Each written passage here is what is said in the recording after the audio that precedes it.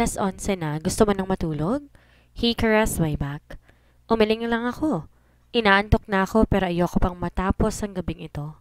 Sa halip sumagot, naramdaman ko na lamang ang isang kamay ni Harry na ipinapasok niya sa loob ng suot kong t-shirt. Tumawa siya ng pilot na kakaloko. He grabbed the remote control and turned the TV off. Naramdaman ko na lamang ang pag-angat ko nang tumayo siya. Binuhat niya ako papasok sa kwarto. Inihiga sa kama. Pagkatapos, nagtanggal ng kanyang saplot sa katawan. I closed my eyes. I miss this. Hindi ako sumagot. Tumugon lamang ako sa hagkan niya sa akin. His arousals were already poking me. Nangyari na naman po ang hindi dapat mangyari. His hair was disheveled but still looked so damn gorgeous. May ilang buti ng pawis sa noon niya. Nagtama ang mga mata namin as we were both catching our breath. Bigla kaming natawa. He closed his eyes and then groaned bago siya bumangon. He came back with tissues and he cleaned me. Agad ako niyakap ni Harry when he joined me again on the bed. Noon pa lang ulit ako nakaramdam ng hiya. Umiwas ako ng tingin sa kanya but he just held me close. We were still both naked under the sheet. Thank you for that mind-blowing. Honey, bulong niya then gave me a kiss on the forehead. We are quits then. Mahinang sagot ko. Tumawa siya. Pagkatapos ibinaon ang ulo sa leg ko. Huwag ka munang umuwi bukas ha. I smiled secretly. Naglalambing ba siya? May pupuntahan ako bukas ng hapon eh. I promised Chat na sasamahan ko siya since nag-aya si Charlene at ang asawa niyang mag-lunch kami bukas. Iniangat ni Harry ang ulo niya at kunot noong nagtanong. Where? Why? Nagpapasaba lang kasi si Chat. Kibit balikat kong sagot. Ikaw, don't you find to find a work here? Teka, kailan ka babalik sa Maravias? Napatigil siya saglit. Tila hindi pa niya naiisip yun. I don't know. Hindi na lamang ako sumagot. Sige, tulog na tayo. Sabi ko na lamang. Tumango siya and we closed our eyes. We were on the same routine when the next week came. I was looking forward na makasama ulit si Harry this weekend pero may out-of-town schedule daw siya. This weekend. I did not press the issue although na-disappoint talaga ako. Nakakatawa lang. Palagi kong sinasabi noon kina Zoe, Maureen, Lara, lalo na kay Isa, na kapag sinasabi nila na namimiss nila ang mga boyfriend nila, ang OOA nila kasi madalas naman sila magkasama. Pagkatapos, napunta ako ngayon sa sitwasyon nila. Nagstay lang ako sa bahay buong weekend. Pumasyal ako sa main branch ng Butelo para tumulong-tulong doon.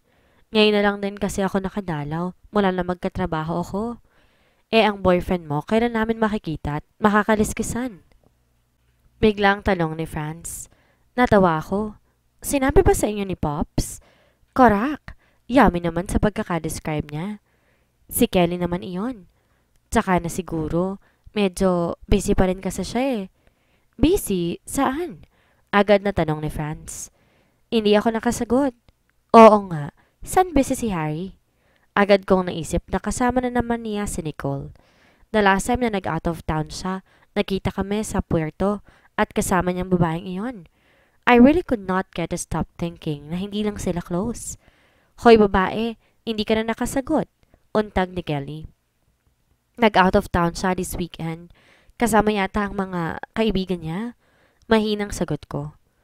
Sinubukan kong ibahin ang usapan. Naiinis lang kasi ako eh. Sa halip na ipahinga ko na lamang ang gabi ko dahil maaga ako kinabukasan, inaya ko si Chat na lumabas. 4:00 ng hapon ang sunduin niya ako sa bahay. Isasama raw niya ako sa favorite resort niya. He was supposed to go to that resort tonight at balak niyang magstay ng 2 araw for relaxation pero ihahatid niya raw ako mamaya. I tried to make myself jolly as usual para hindi mapansin ni Chat na naiinis ako. Baka kasi magtanong pa siya eh. Dumating na kami sa resort. Doon niya nabanggit na nang malaman daw ni Charlene kasama niya ako dito, na-excite daw ito. Let's take pictures then. Suggestion ko. Malamang paparakpak sa tawa si Charlene sa konseptong naisip ko. I was holding the camera in front of the mirror and I let Chad hug me from behind. This is uncomfortable but let's do this. Bahagyang nakasabi. Nakiti ni Chad. Natawa na lamang ako. Maliligo na sana kami kaya naka-two-piece at fishnet na lang ako while Chad was in his board shorts. I took 2 images. Isa ang nakatingin kami pareho sa salamin at isa ay tumatawa kami. Oh, i-upload mo na para naman matawa si Charlene. Natatawang iniabot ko ang camera. Naiiling na natatawa si Chad. My friends would think I had gone straight. Inilapag niya sa kama ng cottage namin ang camera. And they couldn't blame me because they will see you and your body is to die for. Nakatitig na sabi niya. I giggled. Stop right there. Baka bigla na lang kitang hilain sa kama. Pilyang sabi ko pa. Humalakhak siya. You turn me on, don't worry. Sabay kaming natawa at hinila ko na siya palabas. We enjoyed the night. 10:00 na ako hinatid at nagpakita lang siya saglit kay Pops bago siya bumalik sa resort. Kinabukasan, halos maubos ko ang lunch break ko kaka-comment at kakatawa habang sinasagot ang mga comments ni Zoe sa pictures namin ni Chad. They were all shocked to see it. Zoe uploaded our photo around 1 a.m. at pati ang mga kilala niya ay nag-comment na rin. Naisipan ko na yung mag-playful status. Hindi ko pa naman ulit friend si Harry sa Facebook and I did not think he would mind dahil alam niya naman na bakla si Chad. I posted, I miss you already and tagged Chad before I resume my work. Harry said Wednesday pa siya makakabalik at ewan ko, hindi na ako maasa sa phone call or even message from him pero na-disappoint na naman ako. My reaction whenever my friends won't stop texting their boyfriends was very clear. Naiinis ako sa kanila, lalo na halos araw-araw din naman silang nagkikita sa campus. But with Harry, 1 o 2 message lang naman sana. I knew it was not a romantic relationship for him, pero pakiramdam ko hulog na ako sa kanya. I could not tell what I actually felt pero naandun yung longing na sana, naisip pa rin niya ako kahit di kami magkasama. Nilunok ko ang pride ko at ako una nag-send a message, then turned my phone off. How can you let him post those pictures? Kanina ko pa pinapakalma ang sarili ko habang naglilintaan niya ngayon si Harry sa harapan ko. He was wearing a pink polo na nakatuck-in sa khaki pants niya. His hair was in its usual brush-up updo. His earrings glittered and his musky scent was all over the house. Yup, kakadating niya pa lang mula Davao and since late na para masundo niya ako, inimbita ko siya na sa bahay nilang mag-dinner. I also told Pops about it but as much as she wanted to come home early, may fashion show daw kasi siyang pupuntahan para pag-servisan. Ngayon na lang kasi tumanggap ulit si Pops ng on-call service. The 2 days na nawala si Harry, hindi nabawasan ng hotness at kagapuhan niya.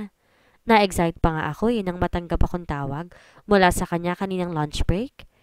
Na-imagine ko na agad na mayayakap at mahalikan ko na siyang uli. But it did not change the fact na galit siya. Harry?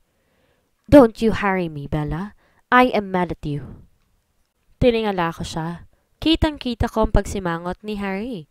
Kakarating niya pa lang at iniinit ko sa microwave ang lasagna na bigay ni Pops.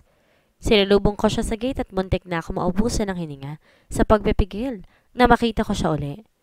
Hindi pa ako nakakapagsalita, hinapit na ako ni Harry at tinalikan ng mariin. Halos hingalin na ako sa tagal noon. It was quiet until makapasok na kami and I started bubbling about seeing my dad and Chad's picture. Huminga ako na malalim at tumayo. That was just for fun. Malambing na sabi ko.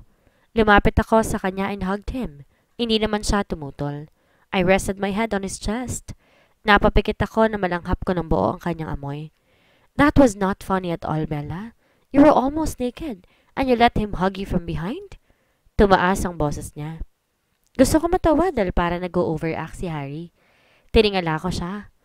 Harry, we both know that Chad is gay. Paalala ko pa. But it does not change the fact that he is in a man's body. Malay ko ba kung maging straighten bigla at magpantasyahan ka? Salubong ang mga kilay niya habang nakayuko sa akin. Seriously, naiisip mo yon? Nakalabi kong tanong.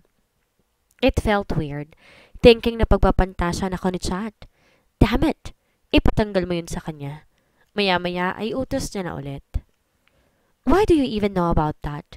Hindi pa ulit kita friends sa Facebook. I doubt to friends kayo ni chat doon. Nagtataka kong tanong. It doesn't matter. I have my source. Seryoso pa rin sabi ni Harry. But seriously, those images freak me out. Naiinis ako talaga, Bella. Humiwalay ako sa kanya. Fine. Sige na. Mahal na prinsipe. I playfully said. Para siyang namatanda sa sinabi ko. What did you say? Napakurap-kurap pa siya. I laughed. You're so bossy like you're some kind of royalty, you know? Kibit balikat kong sabi. Tumalikod na ako at inaya si Harry sa dining room. Inilabas ko ang isang tray ng lasagna mula sa microwave. Naglabas din ako na natirang slice ng cake at juice sa ref. I hope you're fine with this. Even if I know how to cook, medyo late na para magluto. Defensive kong sabi. It's fine. Matipid niyang sagot. He sat next to me. Pinagluwagan ko siya ng lasagna sa plato niya and we started eating in silence. Pasulyap-sulyap ako kay Harry. He ate so gracefully. Minsan gusto ko na siyang asarin. Pero malay ko ba ako naging preference na lang niya iyon since tumira naman siya sa ibang bansa. Ano pa lang ipinunta mo sa Davao? Kaswal kong tanong. Nicole had me help her with something. Sagot niya bago muling sumubo. I froze for a second. Parang ako naman ang sasaniban nito. Pero madali rin akong nakabawi. Out of town gig or something like that? Umiwas ako ng tingin. I wanted him to feel like I was not jealous, but I was so damn jealous inside. Alam ko naman close lang talaga sila. Kung meron mang namamagitan sa kanila, di sana nasugod na ako ni Nicole. I introduced myself to the woman like an idiot dahil sa inis before. He chuckled. Para siyang may naalala bago muling sumubo at sumagot. Yeah, something like that. I see. I wanted him to spill out the details pero madidisappoint lang ako kaya hindi ko na lang ipinush. So, any plans for this weekend? Napalingon si Harry sa akin. You have something on your mind? Umiling ako. We can just watch a movie or something. Kibit balikat niyang sabi. His hand started roaming my body at ang init ang dinaraanan ng kanyang kamay. Napangiti ako. Anything basta kasama siya. Sure, tipid kong sagot. We cuddled on the sofa watching the news. Nagbibigay kami ng mga opinion regarding current affairs. And it was impressive to know na bukod sa kahit 2 taon siyang nagstay sa Maravias, alam niya pa rin ang mga isyu sa bansa. I liked how his opinions made sense. He explained things, why he believed it was like this or like that. I was mesmerized while he was talking. Nakahiga siya sa hita ko. Yumuyuko ako kapag kakausapin ko siya. It is really nice to spend times like this with you, Bella. Maya-maya ay sabi ni Harry. Sa loob-loob ko, nag-agree ako sa sinabi niya. Alam mo yun, minsan mas nakakakilig pa yung mga sweet nothings, kwentuhan lang, kaysa yung mga jugjugan sa kama. Napatas ang kilay ko. What do you mean? Maang-maangan pa. Kunyari walang iniisip. Ngumiti siya sa kabumangon. Umayos siya ng upo at tumabi sa akin. Like this, you know, just talking, watching the telly. Sinasabi ko na nga ba eh. He was looking at me intently at pakiramdam ko, humihigop ang kanyang mga mata ng kaluluwa ko.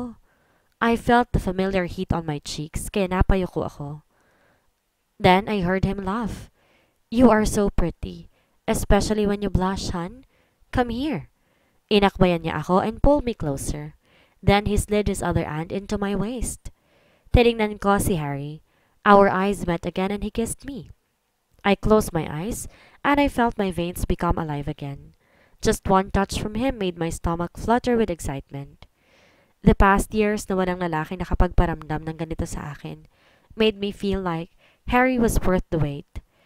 The intensity of emotions I always felt when I was with him or for just even thinking about him was just undescribable. Siya na nga ang unang humiwalay. I opened my eyes and I saw him smirk. I would like to take you right here, right now, but I am too tired from the drive. He lifted his hand and brushed my cheeks with the back of it. I missed you. I giggled. I miss you more. Bigla, ibinaba ni Harry ang kanyang kamay at sumimangot. I doubt that. Mukhang nag-enjoy ka naman kasama sa chat while I was gone.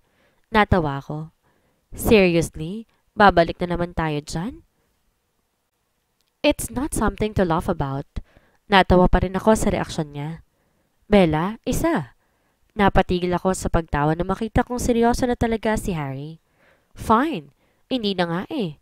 Kinagat ko ibabang labi ko para pigilan ang pagngiti. Good. Then he stood up.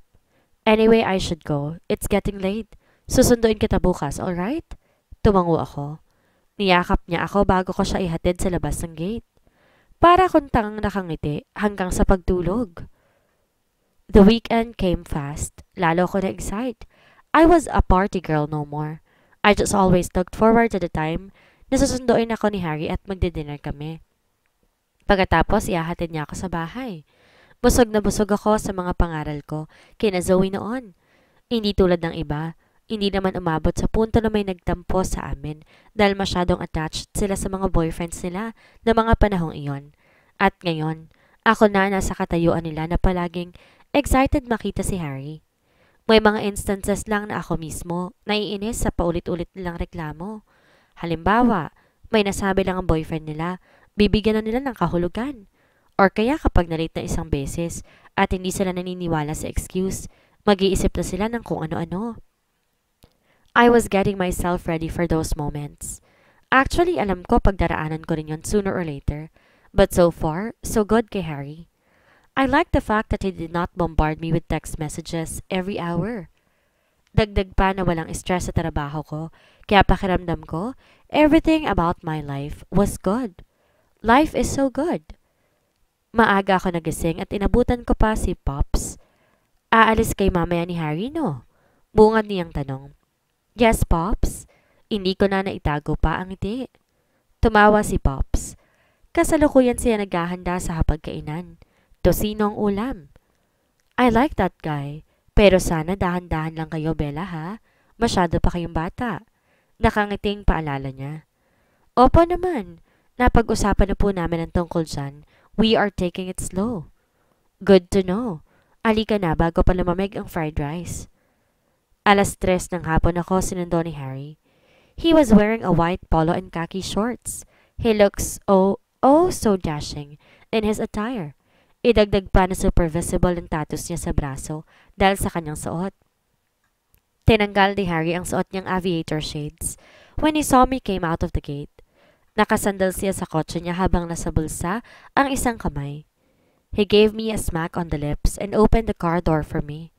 So, where are we going? I asked nang makasettle na ako sa upuan. Mega Mall, I guess. Pinaka-accessible, sagot niya. Kakaiba ang intensity ng aura ni Harry ngayon. Kinikilig ako na hindi ko malaman. Pinagtitinginan kami ni Harry nung pumunta kami sa may cinema. Scratch that.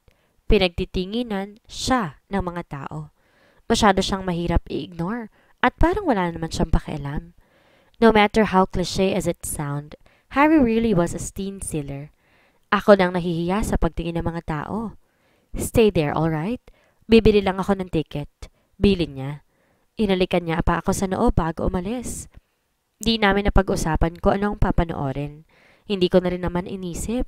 Hindi naman ako mapili sa kung anong papanoorin since interesado naman ako sa kahit anong available. Sinundan ko si Harry ng tingin as he swiftly came to the line. Natawa pa nga ako nung may mga teenagers sa sumunod sa kanya sa pila at para nagtutulakan pa na kinikilig and he was still very calm. Nakangiti pa rin ako nung bumalik siya, holding the ticket in his hands. Hey! Bati ko. Sumimangot siya. Can you not wear short shorts next time? Sa halip tanong niya. Nawala tuloy yung ngiti ko. Tinignan ko pa ang suot kong shorts. Maayos naman. Pangit ba? May butas? Nagpapanik kong tanong. Binili ko pa naman to sa Forever 21. Lalo siyang sumimangot. No, it looks good on you.